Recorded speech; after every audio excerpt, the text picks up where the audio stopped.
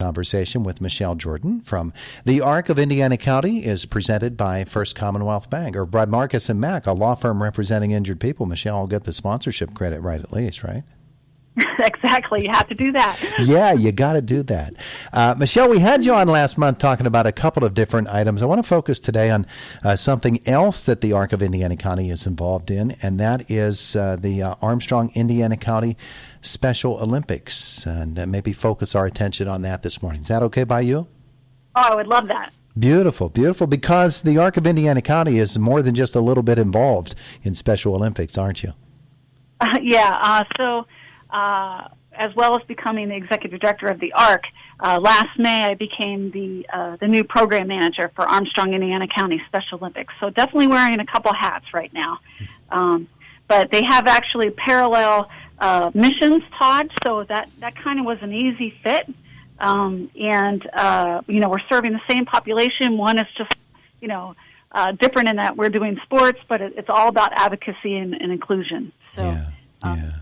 Special Olympics, of course, is special to so very, very many people. It's very, very close to the hearts of a lot of folks, and I'm sure that this past year for Special Olympians has been difficult, just as it has for everybody else, but maybe more so because of their limitations and their problems. So let's talk a little bit about how they have weathered this past year. They are truly amazing individuals. Todd, I'm so passionate about Special Olympics, working with these individuals and how they blessed me and my heart. So this past year when the pandemic hit, everything shut down, including the group homes, and a lot of individuals. Quickly we found out that they were among the highest risk category, below current cancer patients. With dealing with comorbidities and mortality rate, and then also long-term effects of COVID. So they were quickly shut down. So as much as you and I were restricted this past year, if you can imagine being on lockdown, but not truly sometimes understanding why someone is telling you that you're on lockdown, would be very frightening, very confusing, and the conversation was similar to we're just trying to keep you safe. What does that mean to them? So a lot of them, it was very difficult to understand. I think a lot of them felt they were being punished. They were kept home from their workshops, from their jobs, and just not completely understanding what that looked like, because never having to experience anything like we've experienced this past year. So not only losing their freedom in that sense, they also then lost their freedom to be a Special Olympic athlete, which they enjoy so much. They're so passionate about their different sports that they participate in, and also the social aspect of just getting to see each other, right? When you're in a certain group home, you may not be able to see another group home individual that's in Indiana until you come to Special Olympics.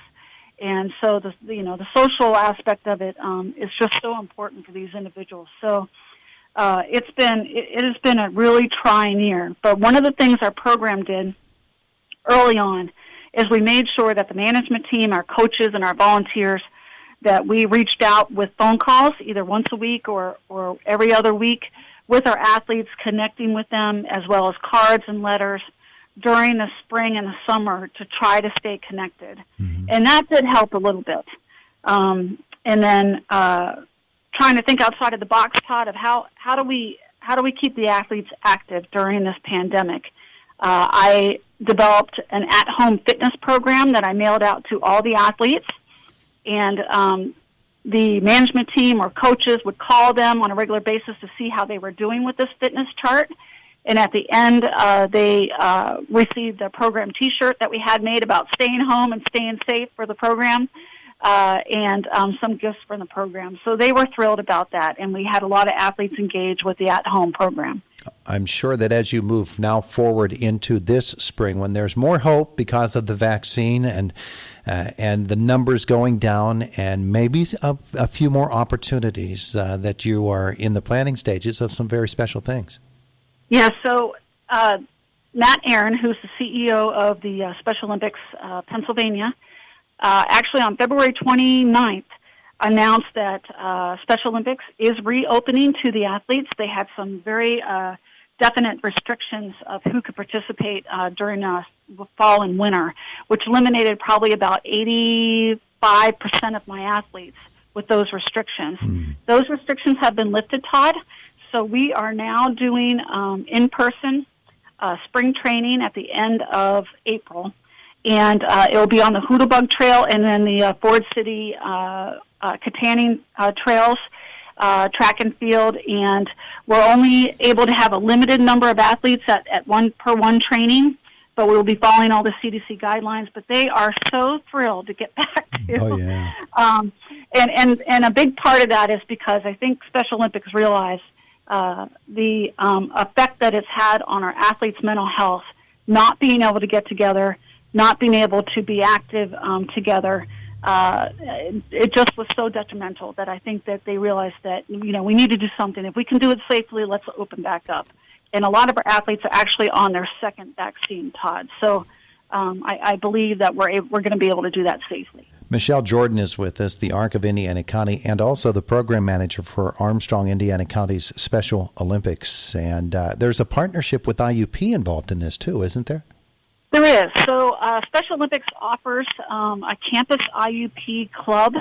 So not every campus in America has it.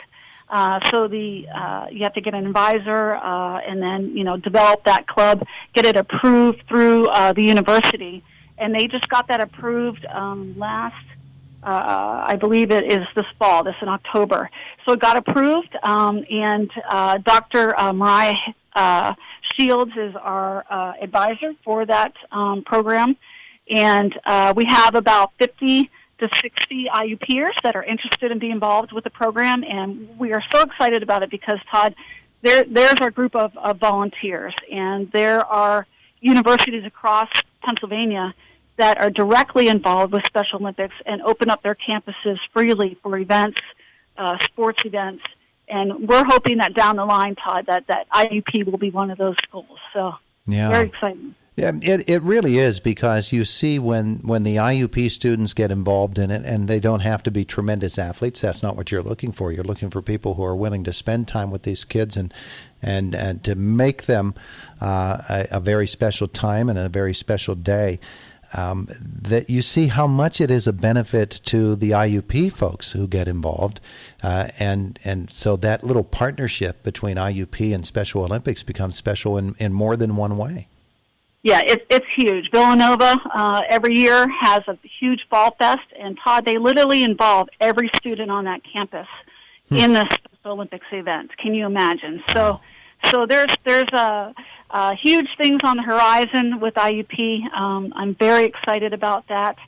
And we also, to let you know, that we are partnering with several school districts. Todd, we're partnering with Armstrong School District, Blairsville, Salzburg, and Freeport to develop unified flag football teams that will compete against each other. So what unified means is it's an individual with an intellectual disability and then an individual without one, paired together on a team and then playing for that school. And it has truly transformed high schools and communities, bringing these individuals together, doing something together, meeting each other, and we're looking forward to get that rolling. Of course, that started rolling right as the pandemic hit, so I foresee that really taking effect probably this fall or the next fall, and rolling out with those school districts. So a lot of exciting things on the horizon. Absolutely. So folks want to know, how can I get involved? How can I help, whether it's through a donation to Special Olympics or something more, including volunteering? Yeah. So can they?